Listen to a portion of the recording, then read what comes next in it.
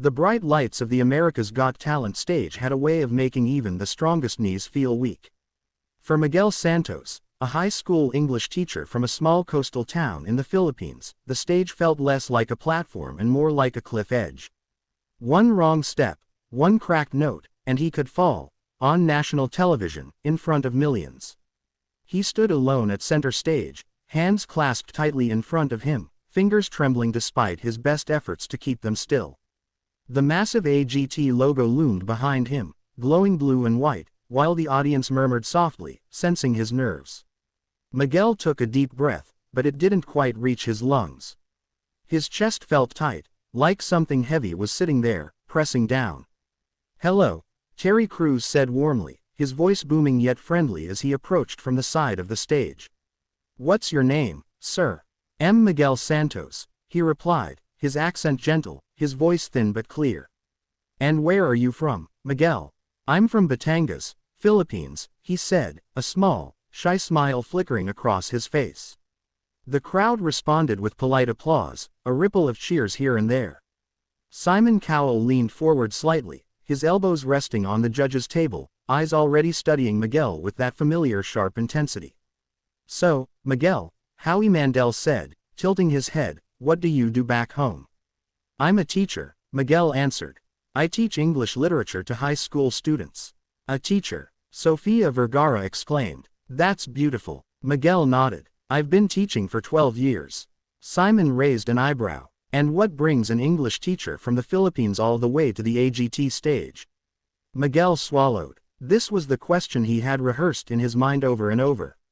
"I teach my students about poetry, stories, and songs," he said. "I always tell them, words and music can save you when life is very hard." His voice wavered. "I think I need to believe that myself." The room grew quieter. Simon didn't interrupt this time. "What do you mean by that?" he asked. Miguel hesitated, then nodded to himself. "Teaching is my dream, but it doesn't pay much where I'm from. Sometimes I work extra jobs at night. I sing in small bars, weddings, anywhere they let me. I almost didn't come here because I thought, maybe this dream is too big for someone like me." The audience murmured again, this time with sympathy. Sophia's expression softened. Howie nodded encouragingly. "And what are you going to sing for us today?" Simon asked. Miguel's fingers tightened. "I will sing Creep by Radiohead." There was a noticeable shift in the air. Simon leaned back slightly, lips pursed. "That's a very overdone song," he said bluntly. "You know that, right?" Miguel nodded quickly. "Yes, sir." "So why that song?" Simon pressed. Miguel looked down for a second, then up again. "Because, when I was young, my students would call me strange. They said I was too quiet, too serious. Even now, some people laugh when they see a teacher dreaming of a stage like this." He paused. "That song feels like my life." Simon didn't smile. "Okay," he said flatly. "Let's hear it." The music began. Soft, familiar guitar notes filling the theater. Miguel held the microphone close, his shoulders tense. When he sang the first line, his voice was barely above a whisper. "When you were here before, couldn't look you in the eye." It was gentle, too gentle. A few audience members exchanged looks. Simon's face tightened. He raised his hand slightly. "Stop," Simon said suddenly. The music cut off mid-note. A collective gasp rippled through the crowd. Miguel froze, his heart slamming against his ribs. For a split second, the world seemed to tilt. This was it, he thought. This was the moment everything ended. "I'm sorry," Simon continued, his tone sharp but not cruel. "This isn't working for me." Miguel's throat closed. He lowered the microphone a fraction, eyes glistening under the stage lights. He forced himself to nod. "I'm sorry, sir." Simon leaned forward again. "You're nervous. You're holding back. And if I'm being honest, what we just heard sounded like you were apologizing for singing." The audience was silent now, every ear tuned in. Miguel took a shaky breath. "Yes, sir," he whispered. "So here's the thing," Simon said. "This song only works if you mean every word. If you're going to sing it like you've got nothing left to lose." Miguel blinked, not fully understanding. "Start again," Simon said. "But this time, forget us. Forget the cameras. Sing it for yourself. For a moment, Miguel didn't move. Then he nodded slowly. He closed his eyes, took a deep breath that finally reached his lungs, and lifted the microphone again. The guitar intro began once more. When Miguel opened his mouth this time, something had changed. When you were here before. His voice was stronger now, still soft, but steady, grounded. There was a quiet ache in it that made the room lean in. Couldn't look you in the eye. By the time he reached the second line, the audience had gone completely still.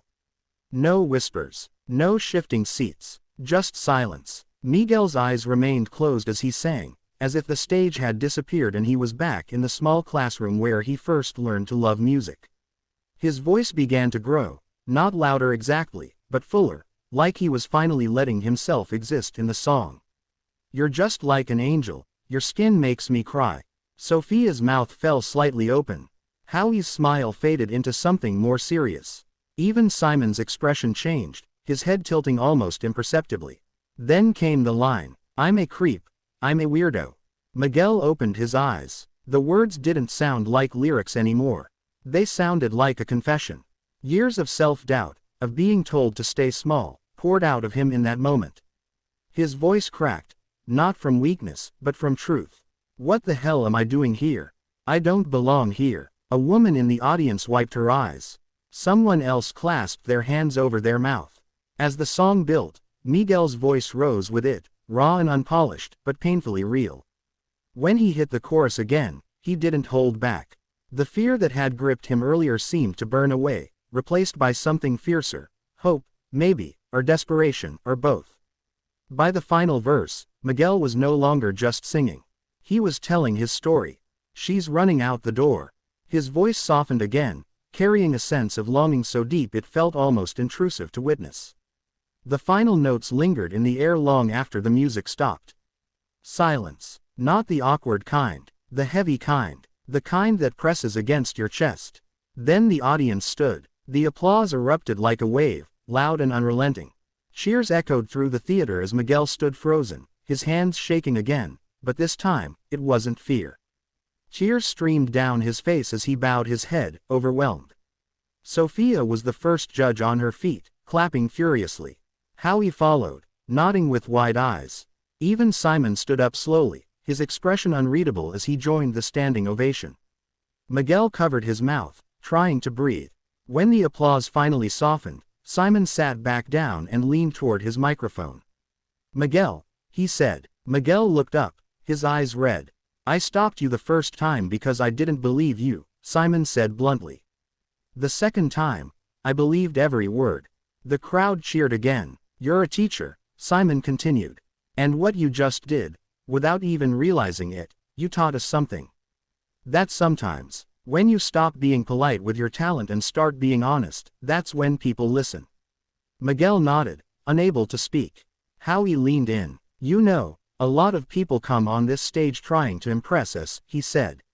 You didn't try to impress anyone. You just told the truth. And that's way harder. Sophia smiled warmly. Your voice is not perfect, she said. But your heart, oh my God, that is perfect. Miguel laughed softly through his tears. Simon took a breath. So here's my vote, he said. It's a yes. Yes, Howie said immediately. Absolutely yes, Sophia added. Miguel's knees nearly gave out as the final yes echoed through the theater. He pressed both hands to his face, sobbing openly now as the audience roared. As he left the stage, Terry Crews wrapped him in a hug. You did that, man, Terry said softly. You really did. Backstage, Miguel leaned against the wall, still shaking. For the first time in his life, he didn't feel like a creep or a weirdo. He felt seen, and somewhere, half a world away, his students would watch their quiet teacher stand tall on the biggest stage in America, and believe, maybe for the first time, that their own impossible dreams were worth chasing too.